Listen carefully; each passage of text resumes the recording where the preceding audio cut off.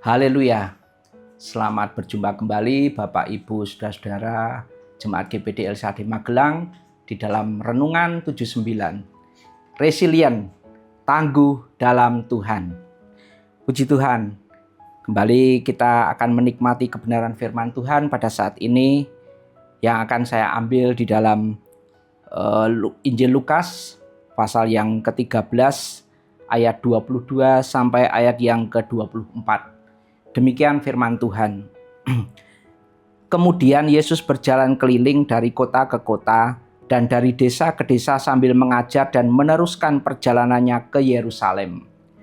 Dan ada seorang yang berkata kepadanya, "Tuhan, sedikit sajakah orang yang diselamatkan?" Jawab Yesus kepada orang-orang di situ, "Berjuanglah untuk masuk melalui pintu yang sesak itu, sebab aku berkata kepadamu, banyak orang akan berusaha untuk masuk, tetapi tidak akan dapat." Puji Tuhan. Renungan pada saat ini saya berikan judul, terus berjuang sampai akhir. Di dalam Injil Lukas ini, kita melihat ada satu pertanyaan yang diajukan kepada Yesus tentang banyak sedikitnya orang yang diselamatkan.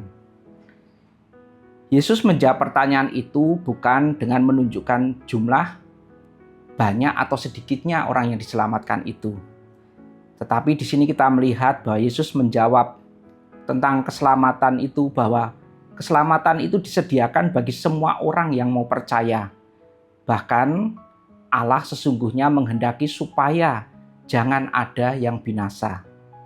Di sini Yesus menekankan bukan pada jumlah atau berapa banyak orang yang diselamatkan, tetapi betapa pentingnya orang-orang mengetahui bahwa untuk seseorang pada akhirnya menerima keselamatan yang Tuhan sudah sediakan, itu juga membutuhkan suatu perjuangan. Bukan berarti keselamatan itu hasil usaha kita. Tuhan sudah sempurna mengerjakan karya penebusan bagi kita di atas kayu salib.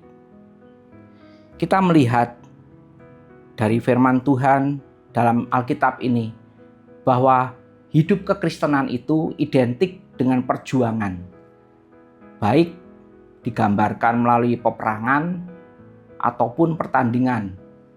Contoh kita melihat di dalam surat Efesus pasal 6. Kita lihat Efesus pasal 6 ayat yang ke-11 sampai ayat yang ke-13. Di sini dikatakan, "Kenakanlah seluruh perlengkapan senjata Allah, supaya kamu dapat bertahan melawan tipu muslihat iblis. Karena perjuangan kita bukanlah melawan darah dan daging, tetapi melawan pemerintah-pemerintah, melawan penguasa-penguasa, melawan penghulu-penghulu dunia yang gelap ini, melawan roh-roh jahat di udara. Sebab itu, ambillah seluruh perlengkapan senjata Allah, supaya kamu dapat mengadakan perlawanan pada hari yang jahat itu dan tetap berdiri sesudah kamu menyelesaikan segala sesuatu." Di sini kita melihat bahwa hidup kekristenan itu adalah satu perjuangan. Ya, digambarkan yang pertama ini seperti ketika kita menghadapi peperangan. Dan memang di dalam dunia ini kita menghadapi peperangan, tetapi bukan melawan darah dan daging seperti yang dijelaskan dalam surat Efesus ini, tetapi melawan pemerintah-pemerintah, melawan penguasa-penguasa, melawan penghulu-penghulu dunia yang gelap ini, melawan roh-roh jahat yang ada di udara. Kemudian kita juga melihat bahwa perjuangan dalam hidup kekristenan itu digambarkan juga di dalam suatu pertandingan. Kita lihat di dalam 2 Timotius 4 ayat 7 dan 8a. Di sini firman Tuhan berkata, "Aku telah mengakhiri pertandingan yang baik. Aku telah mencapai garis akhir dan aku telah memelihara iman. Sekarang telah tersedia bagiku mahkota kebenaran yang akan dikaruniakan kepadaku oleh Tuhan, Hakim yang adil pada harinya." Puji Tuhan. Di sini kita melihat bahwa ketika kita sebagai anak-anak Tuhan percaya kepada Tuhan Yesus, kita diselamatkan. Kita tidak bisa santai, berleha-leha, ya. Tetapi di sini ada suatu hal yang harus kita perjuangkan untuk kita bisa tetap ada di dalam iman kita kepada Tuhan. Rasul Paulus memberitakan hal itu baik dalam surat Efesus maupun di dalam 2 Timotius. Dan kita bisa belajar ada beberapa hal yang harus kita perjuangkan di dalam ketika kita mengiring Tuhan. Yang pertama, berjuang dengan waktu. Kita tidak ada yang tahu sampai kapan hidup atau kesempatan itu sampai kapan untuk bertobat. Ya. Jadi kita harus bisa mempergunakan kesempatan yang Tuhan berikan. Ketika kita hidup dalam dosa, ketika kita hidup dalam kejahatan, biarlah kita menjadi anak-anak Tuhan yang boleh meresponi waktu, kesempatan yang Tuhan berikan untuk kita bertobat. Kita lihat di dalam surat Ibrani pasal 3 ayat 7-11. Di sini dikatakan, sebab itu seperti yang dikatakan Roh Kudus, pada hari ini jika kamu mendengar suaranya, janganlah keraskan hatimu seperti dalam kegeraman pada waktu pencobaan di padang gurun, di mana nenek moyangmu mencobai aku dengan jalan menguji aku, sekalipun mereka melihat perbuatan-perbuatanku 40 tahun lamanya. Itulah sebabnya aku murka kepada angkatan itu dan berkata, selalu mereka sesat hati dan mereka tidak mengenal jalanku, sehingga aku bersumpah dalam murkaku, mereka takkan masuk ke tempat perhentianku. Dalam firman Tuhan dikatakan, selama masih dikatakan ada hari ini, ada kesempatan yang Tuhan masih beri. Mari kita pergunakan waktu itu untuk kita berbenah, untuk kita bertobat dari segala dosa-dosa kita. Bahkan orang-orang yang belum percaya kepada Tuhan, biarlah setiap orang itu boleh membuka hati untuk percaya dan menerima Tuhan Yesus sebagai juru selamat. Kemudian yang kedua, kita harus berjuang juga melawan keinginan-keinginan daging. Ketika kita sudah bertobat, jangan lupa bahwa dosa akan selalu menggoda untuk kita kembali pada kehidupan yang lama. Tipu daya dosa akan berusaha untuk mencengkram hidup kita. Tetapi kita harus berjuang untuk tetap kita hidup di dalam kebenaran Tuhan. Kita lihat di dalam surat 1 Petrus 2 ayat yang ke-11. Di sini Petrus menyampaikan suatu hal.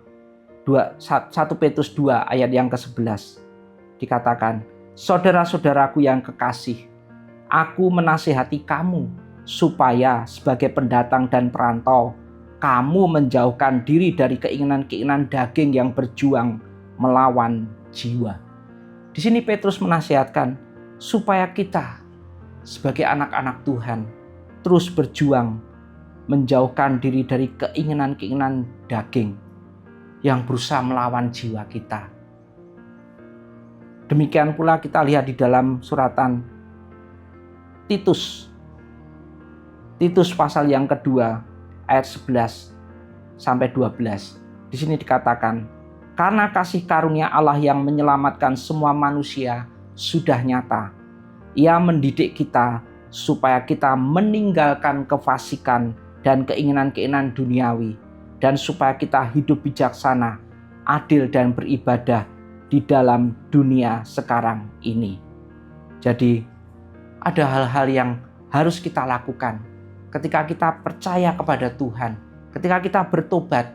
Kita harus terus berjuang untuk kita tetap di dalam kebenaran.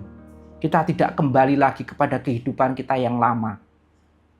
Di sini dikatakan di dalam surat Titus itu, supaya kita meninggalkan kefasikan dan keinginan-keinginan duniawi, dan supaya kita hidup bijaksana, adil dan beribadah dalam dunia sekarang ini.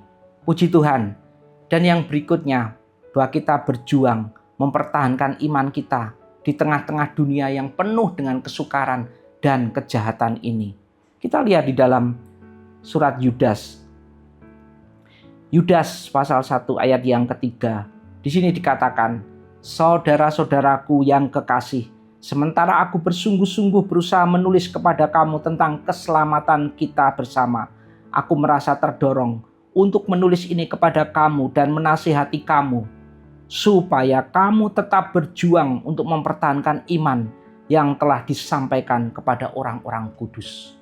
Puji Tuhan, kalau di hari-hari yang terakhir ini, firman Tuhan katakan, ada banyak kesukaran-kesukaran yang kita hadapi sebagai anak-anak Tuhan. Tantangan-tantangan iman yang harus kita hadapi. Hari-hari ini dunia penuh dengan kesukaran. Kesukaran ekonomi, kesukaran dalam ketika kita beribadah. Ada banyak tantangan, ada banyak hambatan. Bahkan tipu daya iblis yang berusaha menawarkan kenikmatan-kenikmatan duniawi. Berusaha menjatuhkan kita. Kejahatan yang terus merajalela dalam dunia ini. Biarlah kita terus menjadi anak-anak Tuhan yang berjuang mempertahankan iman kita kepada Tuhan Yesus sampai pada akhirnya. Puji Tuhan, pada akhirnya marilah kita sebagai anak-anak Tuhan seperti yang Tuhan Yesus katakan, berjuanglah untuk masuk melalui pintu yang sesak itu. Sebab aku berkata kepadamu, banyak orang akan berusaha untuk masuk tetapi tidak akan dapat. Mari kita tetap berjuang dalam iman kita. Kita mohon kekuatan dari Tuhan. Mohon pertolongan Roh Kudus. Kita terus berusaha bertekun dalam iman kita. Bahkan kita sebagai anak-anak Tuhan, kita saling menopang, saling mendukung, saling melengkapi satu dengan yang lain. Terima kasih. Puji Tuhan, firman Tuhan tidak saya panjangkan. Puji Tuhan, terima kasih telah mengikuti Renungan 79. Kiranya dapat menjadi berkat kita semua. Bagi Bapak, Ibu, Saudara-saudara yang ingin didoakan untuk pokok doa tertentu, menceritakan kesaksian baik mujizat, kesembuhan, pemulihan, masalah keluarga dan lain-lain, dapat disalurkan melalui chat di WhatsApp di nomor 0813 2742 0088. Mari kita akan berdoa. Bapa di dalam sorga, terima kasih. Kami bersyukur untuk firman yang kami terima pada saat ini Tuhan. Firman yang mengingatkan kami Tuhan, bahwa kami harus terus berjuang di dalam iman kami. Untuk kami menjadikan pengharapan kami kepada Tuhan, menjadi suatu milik yang pasti pada akhirnya Tuhan. Tolong kami Tuhan, kami perlu kekuatan dari Tuhan. Kami perlu pertolongan Tuhan senantiasa untuk kami menjadi anak-anak Tuhan yang tetap kuat dalam Tuhan, dalam kekuatan kuasa-Mu, dan terus mengenakan selengkap senjata Allah dalam hidup kami, supaya kami dapat bertahan melawan tipu muslihat iblis, dan kami dapat mengadakan perlawanan di hari-hari yang jahat ini, dan kami tetap tegak berdiri di dalam iman. Sesudah kami menyelesaikan segala sesuatunya, kami dapat mengakhiri pertandingan iman dengan baik. Kami boleh mencapai garis akhir dan tetap memelihara iman kami, dan pada akhirnya kami boleh tinggal bersama Engkau Tuhan di dalam kerajaan surga yang mulia. Seluruh keluarga GPD El Shaddai Magelang hidup, tetapi bukan lagi hidup seperti diri sendiri yang hidup, melainkan Kristus yang hidup di dalam diri kami, dan hidup yang kami hidupi sekarang di dalam daging adalah hidup oleh iman dalam Anak Allah yang telah mengasihi kami dan menyerahkan dirinya untuk kami, Jemaat GPD El Shaddai Magelang. Puji Tuhan. Terima kasih Bapa. Kami terima berkat firman-Mu hari ini Tuhan dengan penuh ucapan syukur di dalam nama Tuhan Yesus Kristus, Juru Selamat kami yang hidup. Haleluya. Amin.